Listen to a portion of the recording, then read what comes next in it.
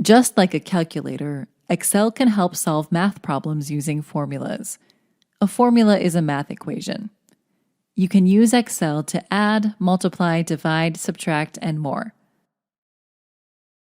First, click on a cell and type an equal sign. Then type the formula. To calculate, press Enter. Use a plus sign to add numbers, a minus to subtract numbers, an asterisk to multiply numbers, or a / to divide numbers.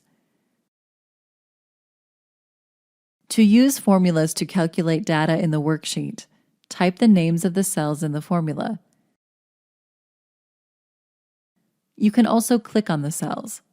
For example, in this worksheet, multiplying the price of a notebook times the number of notebooks sold will calculate how much money was made selling notebooks.